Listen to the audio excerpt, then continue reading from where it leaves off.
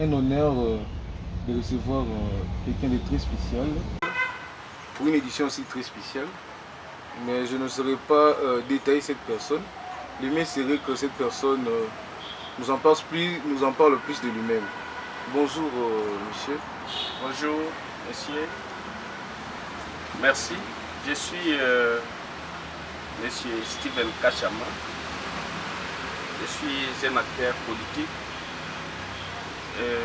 soutenant le vice-premier ministre, ministre de la fonction publique, Jean-Pierre Liao, et j'assume la responsabilité du coordonnateur national adjoint en charge de l'administration et des finances au sein de cette cité mère du VPM de la fonction publique.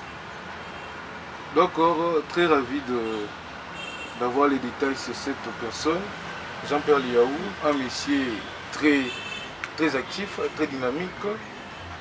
Il est parmi ces gens qui soutiennent la vision du VPM. En tout cas, on entend parler de lui. Mais une chose, parlons de l'enjeu politique de l'heure. Nous venons le 8 août, il y a eu remaniement. Il a été encore reconduit pour la 4e fois depuis que le président est là au pouvoir. C'est sa 4e fois qu'il puisse être reconduit comme vice-ministre, ministre de la fonction publique. Qu'en pensez-vous étant que l'un de ses accompagnateurs parmi ces gens-là qui soutiennent sa vision? Que dites-vous par rapport à sa reconduction? Premièrement, nous disons merci à l'Éternel Dieu pour cette grâce. Nous appelons ça grâce. Pourquoi? Parce que nous vivons, c'est par grâce, et tout ce qui se passe, c'est par la grâce de l'Éternel. Deuxièmement, nous disons aussi merci au chef de l'État, son Excellence Félix Antoine Tshisekedi, pour la confiance renouvelée à la personne du vice-premier ministre, ministre de la fonction publique, parce que ce n'est pas facile. Ce n'est pas facile, mais cette confiance est renouvelée en guise des actions posées par le VPM sur terrain et sa détermination de redorer l'image de l'administration publique. Donc, on ne change pas la compétence. Évidemment. On ne change pas la compétence. Et nous disons aussi merci à la Première ministre, chef de l'État, Excellence Judith Suminwa Abdoulouka, pour cette confiance placée aussi à la personne du vice-premier ministre, ministre de la fonction publique. Cette reconduction, c'est la joie de toute une population, c'est la joie des agents publics de l'État, parce qu'ils savent les réformes que le VPM de la fonction publique a amorcées, et ces réformes, le travail commencé, doit atteindre à sa fin. Donc, c'est en quelques mots ce que je devrais quand même dire sur la reconduction du vice-premier ministre, ministre de la fonction publique, Jean-Pierre Liao. En tout cas, un grand merci, monsieur Steve Kachama. Nous vous rappelons qu'il est le coordonnateur national adjoint d'une grande structure qui soutient les actions du VPM. Et voilà, monsieur Steve, nous en profitons pour cette occasion de parler aussi des réformes administratives, c'est-à-dire parler notamment de quelques questions liées. Vous avez parlé beau et fort, vous avez crié sur les réformes. Alors nous allons entrer en profondeur pour voir quelles sont ces réformes que vous êtes en train de dire. Et puis vous sentez que non, la compétence, oui, mais nous allons, à travers cette prochaine étape, nous aurons un peu une idée de ce qu'il a fait concrètement. Il a été à la tête de la fonction publique, il a été nommé depuis au mois d'avril 2021. Alors, la première question, nous sommes sur les réformes amorcées depuis son événement à la fonction publique. Quelles ont été les premières priorités du vice-premier ministre dès sa prise de la fonction à la tête de la fonction publique? C'était quoi en fait? Dès sa prise de la fonction publique, quand il est arrivé, il n'y avait pas la maîtrise des effectifs. on ne peut pas diriger une administration sans connaître les nombres ou les chiffres exacts. Il a commencé par la maîtrise des effectifs et c'est cette maîtrise des effectifs qui lui ont permis afin de savoir qu'est-ce qu'il faut faire et qu'est-ce qu'il faut amorcer comme démarche pour satisfaire les agents publics de l'État. Ok, donc si vous venez de dire, ce sont là les premières priorités du VEP, dont le souci était d'abord de maîtriser les effectifs afin de bien mener les actions liées aux réformes administratives. Parfait, nous sommes satisfaits. Et puis, quels sont les obstacles que l'équipe ministérielle a-t-elle rencontrés dans la mise en route des premières réformes? Donc certainement, quand le chef a une vision, il a une équipe. Les obstacles ne manquent jamais. Partout, il y a toujours des obstacles. Et lui-même le dit, le VPM le dit, dès son arrivée à la fonction publique, il a trouvé que cette administration était déjà au commun. L'administration était au commun, donc il n'y avait plus d'administration publique. Et vous savez bien, les temps jadis, quand on vous appelle fonctionnaire de l'État, mais c'est tout le monde qui se moque de vous. Mais aujourd'hui, parce que lui a été placé à la tête de cette administration publique, il s'est bâti pour réformer les choses. Et s'est bâti, bien sûr, comme je vous ai dit au prorata, de maîtriser les effectifs. Et cette allure de faire les choses a permis à ce que l'agent prenne sa place au sein de l'administration publique et qu'il soit désormais respecté. D'accord, monsieur. Je rappelle que vous êtes le coordonnateur national adjoint du mouvement de combat des Jean-Pierre Liaou. Et pourquoi la maîtrise des effectifs était une urgence nationale au moment de son arrivée? Pourquoi faire avoir une idée sur l'effectif? Une idée sur les effectifs, pourquoi? Parce que il y avait dans l'administration publique les doublants, les cumulards, les fictifs, mais il faudrait d'abord maîtriser les agents qui sont connus normalement ou officiellement par l'État congolais. Et si nous maîtrisons les agents qui sont connus officiellement, qui fait quoi et qui est qui? Et cela permettra de savoir que les fonds qui sortent dans les trésors publics pour rémunérer ces agents qui rendent bien sûr des services loyaux à l'État congolais sont vraiment des fonds affectés à des personnes qui travaillent normalement et non à des personnes fictives qui ne font absolument rien.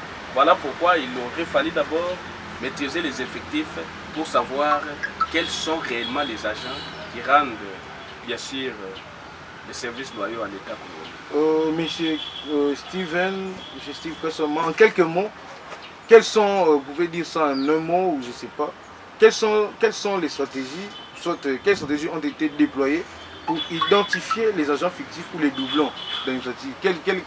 Quelles sont les stratégies que les VEP a utilisées pour répertorier les fictifs? Bon, il a créé ce qu'on appelle les FRAP. Les FRAP veut dire les fichiers de référence de l'administration publique. Et cela a permis à ce que tout soit informatisé et les agents ont été déployés dans des provinces.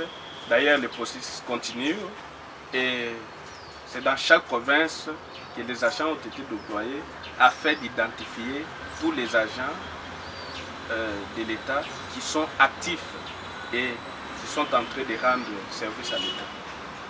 D'accord, merci beaucoup. Et puis, en quoi l'introduction d'un dialogue social régulier avec les hommes publics a-t-elle changé la façon de gouverner au sein de l'administration? Non, le dialogue social est un socle ou une base qui met en relation les vice-premiers ministres de la fonction publique et ses agents.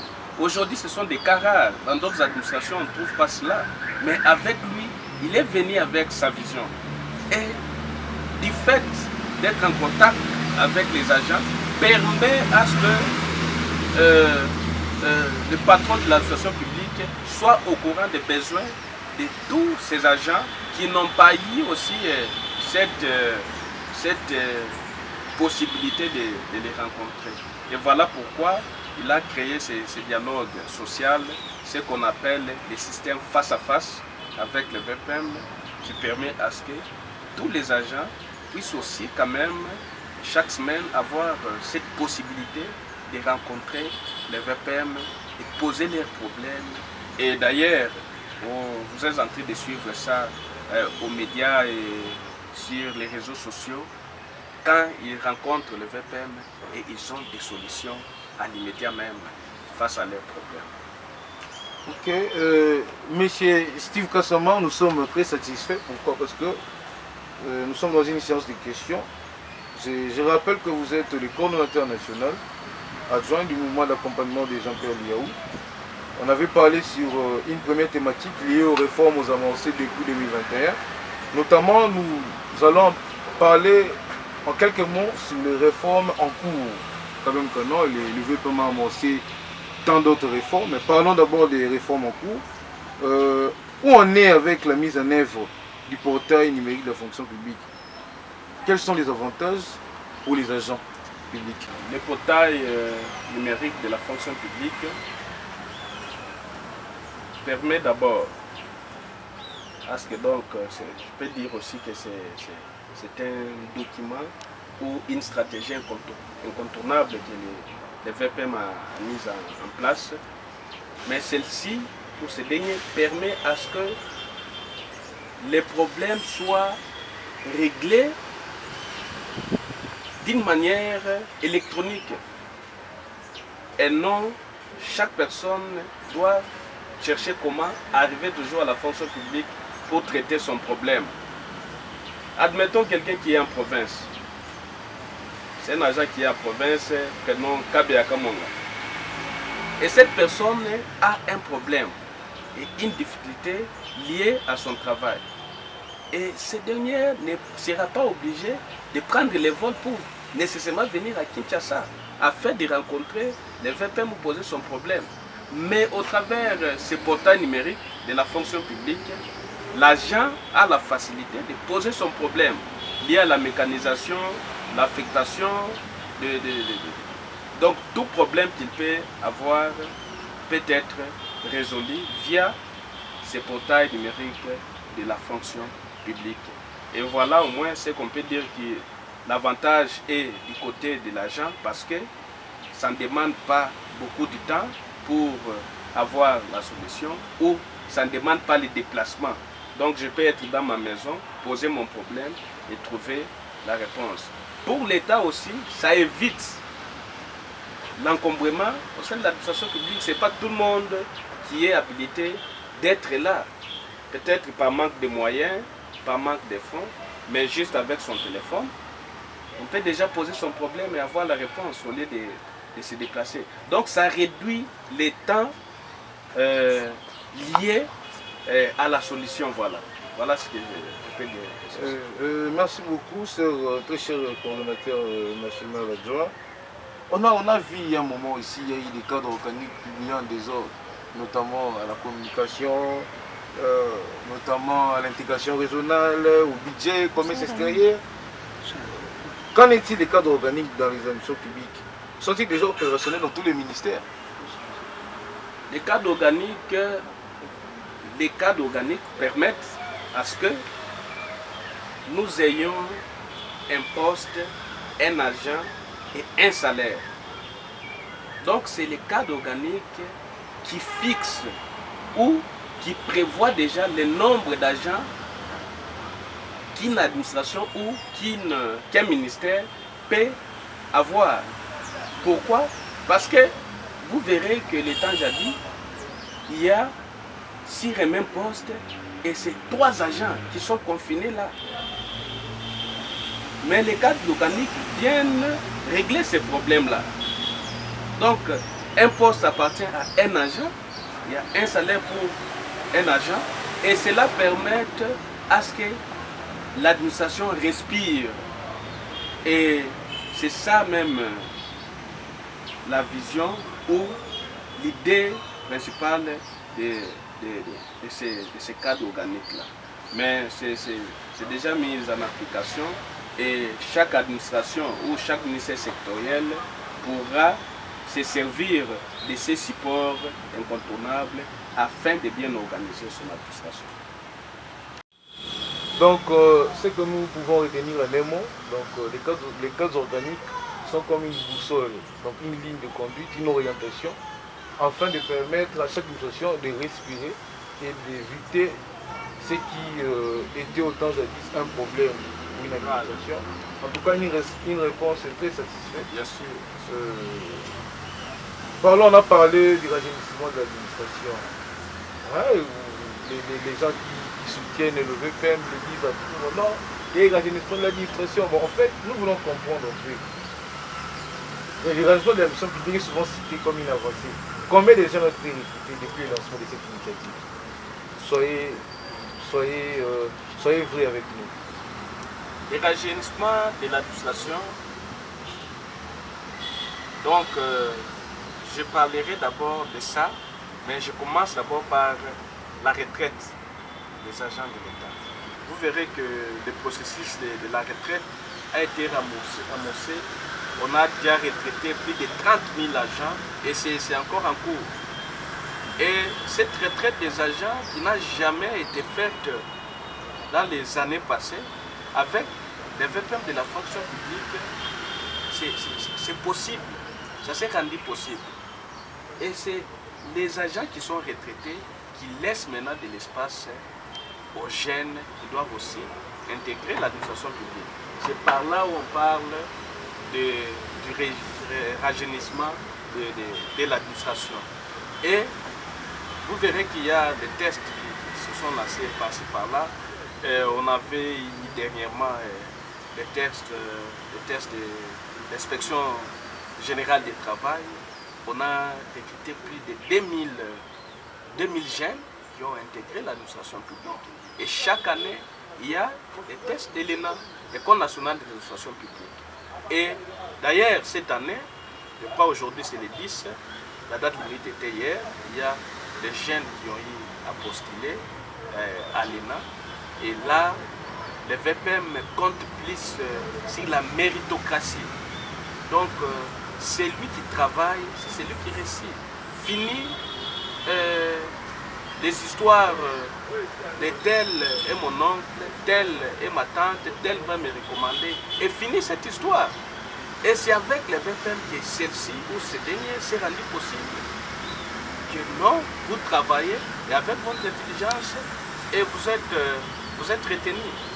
L'inspection du travail, j'ai des gens que je connais mieux qui ont travaillé et pour rien faire et juste avec leur intelligence, ils ont été retenus comme les inspecteurs et les contrôleurs du travail. Et voilà pourquoi nous parlons de l'administration publique. Les tests aussi étaient organisés pour les personnes vivant avec handicap. Je crois que vous vous rappelez. Oui, exactement, oui. Le ministère des numériques également. Donc, ce système d'entrée dans l'administration publique par la voie des recrutements n'était plus. C'était vraiment un système qui ne se faisait plus. Mais avec le VPM de la fonction publique, ce système est rendu maintenant possible. Donc, l'entrée à l'administration publique se fait par les recrutements et surtout par la méritocratie. D'accord, monsieur le coordonnateur national, nous sommes satisfaits par rapport à vos différentes interventions. Vous avez vanté les rajeunissement, non pas des classes déprivilégiées, pas de favoritisme. Mais dites-nous un peu, quelles sont les garanties mises en place pour que ce processus de recrutement soit basé sur la compétence et non sur le favoritisme?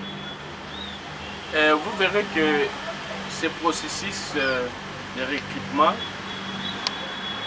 se fait toujours via l'École nationale de l'administration. Parce que c'est l'École nationale de l'administration qu'on a eu à placer des experts. Et c'est au sein du ministère de la fonction publique. C'est-à-dire que, comme le VPM a prôné sur les non-favoritismes et sur la méritocratie, voilà pourquoi il a donné ou légué cette responsabilité à l'École nationale de l'administration pour qu'il ait une façon de suivre ou de surveiller tout ce qui se passe afin que tout recrutement se fasse en bonne et due forme et qu'il n'y ait pas de favoritisme ou qu'il n'y ait pas de privilégiés. Voilà au moins ce que je peux dire. Oui, récemment nous avons entendu parler d'une publication de nouvelles annuaires alphabétiques comme soit liées au registre d'appel, je ne sais pas. Comment les nouvelles annuaires alphabétiques fonctionnaient? Contribue-t-il à la transparence? Donc ça contribue à la transparence parce que chaque agent de l'État est inscrit dans les annuaires alphabétiques. Donc il y a des livres où vous allez prendre et vérifier et voir que vous êtes vraiment agent reconnu et agent certifié de l'État congolais. Ce processus aussi est continuel. Les annuaires seront publiés progressivement ou graduellement dans chaque province jusqu'à ce que toutes les provinces auront leurs annuaires. Ok, merci beaucoup. Récemment, nous venons de voir sous la vision de son Excellence, Monsieur le Président de la République, Félix Antoine Tshisekedi, avec le VPM, ils ont lancé une politique dénommée nouvelle politique salariale basée sur la justice sociale. Nous voulons un peu savoir un peu plus sur ça. Quelle est la mission de cette nouvelle politique et ça se base sur quoi, et puis vous pensez à quoi en fait concernant ces systèmes dénommés nouvelle politique salariale? D'ailleurs, moi je dirais que la politique salariale, c'est la victoire des agents publics, c'est la victoire du peuple congolais. Cette politique est initiée, c'est pour satisfaire les besoins des agents publics de l'État. Mais aussi, vous trouverez que ça se base sur la justice salariale. Tout agent de l'État aura au moins la facilité de vivre avec ce qui sera fixé dans la politique salariale. Juste les besoins élémentaires seront réalisés. Voilà pourquoi vous verrez qu'avec la politique salariale, les salaires des agents sont revus à la hausse pour permettre à chaque fonctionnaire de l'État de se retrouver au moins, ne fût-ce qu'avec son salaire, il est en train de toucher. Cela ne veut pas dire que ce salaire pourra répondre à tous les besoins, mais au moins les besoins de base auront vraiment leur satisfaction. Voilà pourquoi je ne cesse de dire que le VPM de la fonction publique, c'est un amoureux du peuple congolais. Il a la patrie de son pays. Voilà pourquoi il ne se bat matin, midi, soir pour répondre aux besoins du peuple congolais.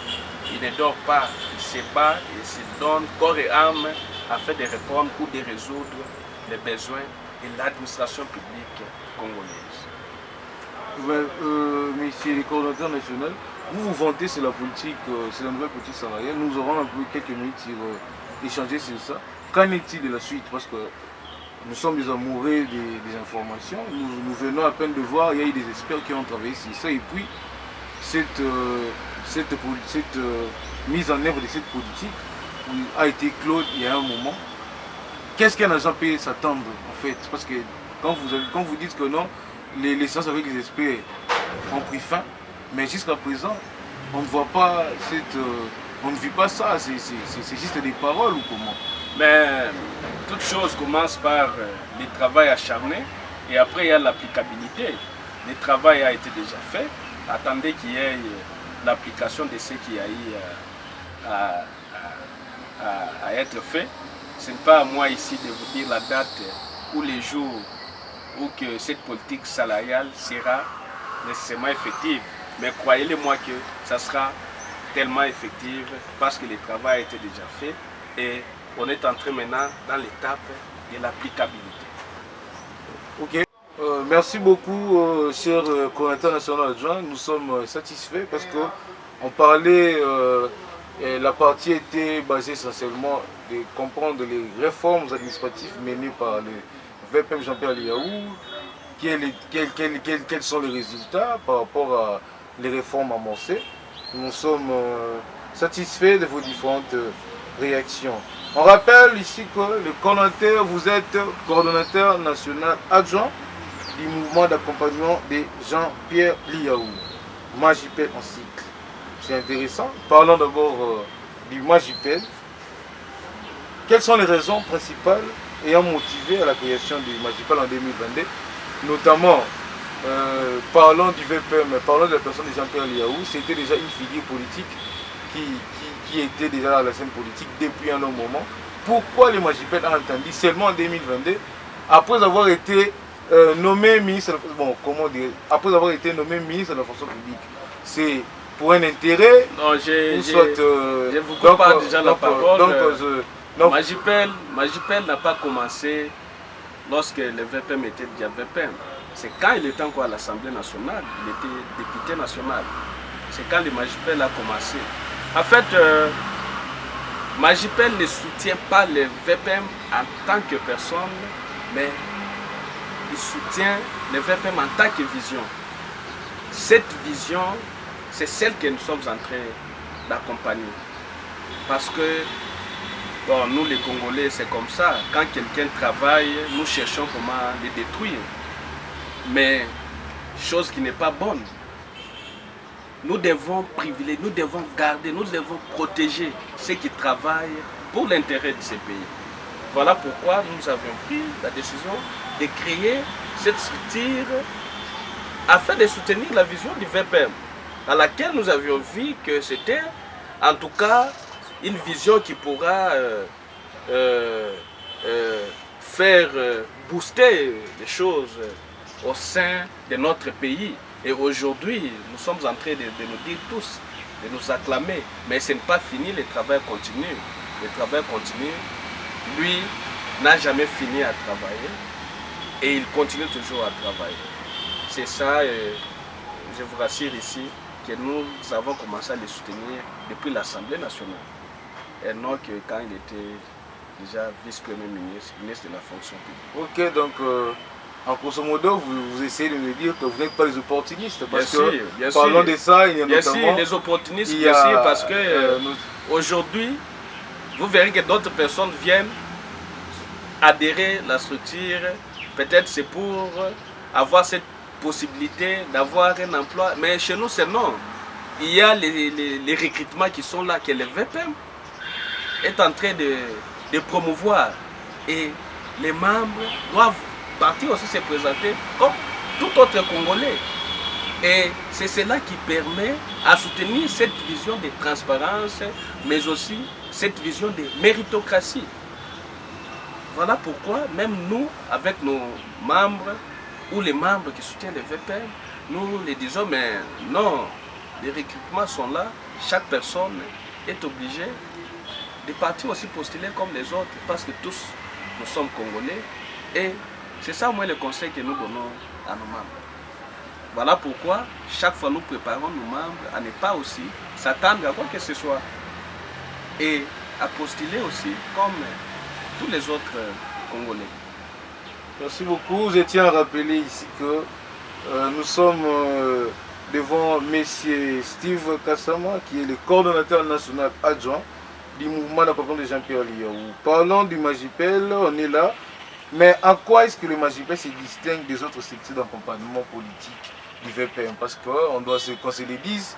Non, mais le VPM est écoutez, soutenu, écoutez, il a plusieurs structures, plusieurs mouvements qui le soutiennent. Ici, c'est pas la concurrence. Nous, ce que nous savons est que nous travaillons pour les VPM. D'autres structures travaillent pour les VPM. Et tous, on est en collaboration et on travaille tout en ayant un dénominateur commun qui est le VPM et la fonction publique. Mais quand même, chaque personne ou chaque structure se bat de sa façon. Nous, vous savez, dernièrement, on était à Boma pour l'installation de la structure. À Lubumbashi également, on était à Matadi. Le travail continue à se faire. Bientôt, nous serons aussi au Kassai. Nous devons élargir cette vision. Nous devons faire voir à tout ou à toute Congolaise afin de comprendre que les VPM posent des actions qui partent à l'intérêt du peuple congolais et nous devons les soutenir. Voilà au moins ce que je peux dire. Je crois bien, nous sommes satisfaits Et puis, je crois qu'on peut poser une dernière question. Vous pouvez balayer tout ce que nous venons d'échanger ici, sur ce plateau. Dites-nous, quelle est la vision globale qui guide le fonctionnement d'Image UPM? La vision globale, vous êtes basé sur quoi? Votre guide? La vision globale, je repars de la devise. La justice sociale, le patriotisme, ainsi que l'amour de ces pays. Et ce sont ces trois fondements qui permettent à ce que la vision d'Image UPM soit aussi en corrélation avec ce qui est en train de se passer sur terrain. Cette justice sociale, donc, nous restons plus sur la justesse, le patriotisme, nous restons sur l'amour du pays, dont je venais d'ailleurs de vous dire tout de suite.